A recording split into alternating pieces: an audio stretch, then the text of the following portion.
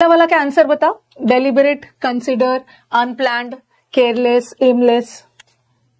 हाँ, आंसर बताना पहला वाला। कुछ बच्चे हमारे इंटेंशनल बोल रहे हैं, कुछ बच्चे हमारे इंटेंशनल। देख रही हूँ कि मैं रॉन्ग आ रहा है आंसर, मुझे रॉन्ग आ रहा है।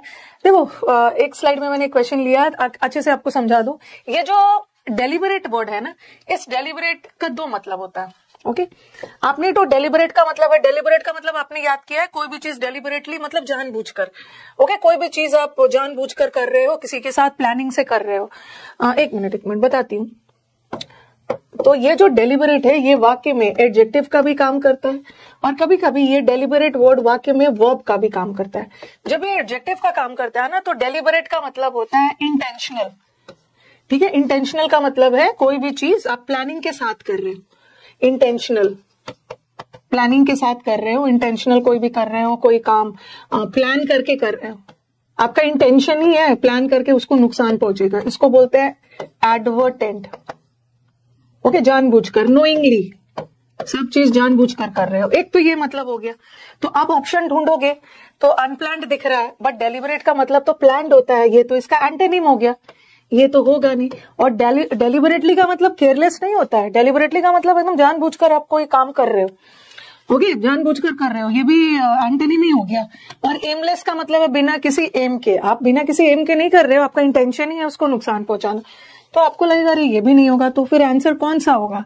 आंसर हमारा ए। क्यों? क्योंकि ये जो डेलिबरेट है इसका 3 मतलब जाता है।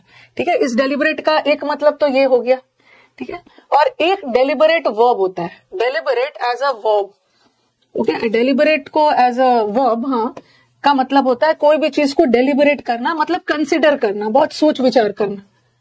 ओके, किसी के बारे में, मतलब किसी चीज को आप डेलिबरेट कर रहे हो, मतलब सोच विचार करके डिस्कस कर रहे हो। ओके, कंसिडर करना या किसी चीज को डिस्कस करना, ये सेंस में भी आता है। क्योंकि कई बार आपने ये वर्ड देखा होगा, डेलिबरेशन। ओके, डेलिबरेशन का मतलब होता है डिस्कशन।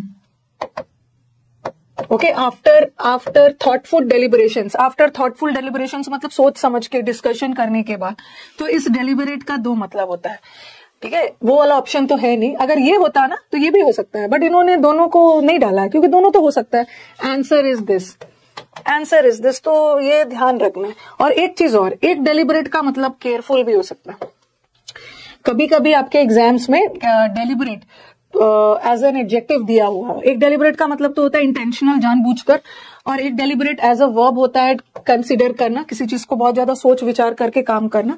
और कई बार आपको डेलिबरेट का मतलब केयरफुल भी जाएगा। ठीक है, केयरफुल मतलब किसी चीज के बारे में आप केयरफुली सोच विचार कर रहे हैं। ओके, एकदम प्लानिंग के साथ केयरफुली सोच विचार, तीनों मीनिंग जा सकता है। ओके, तीनों मीनिंग जा सकता है। तो आप देख लेना कि आपके ऑप्शन में क्या है।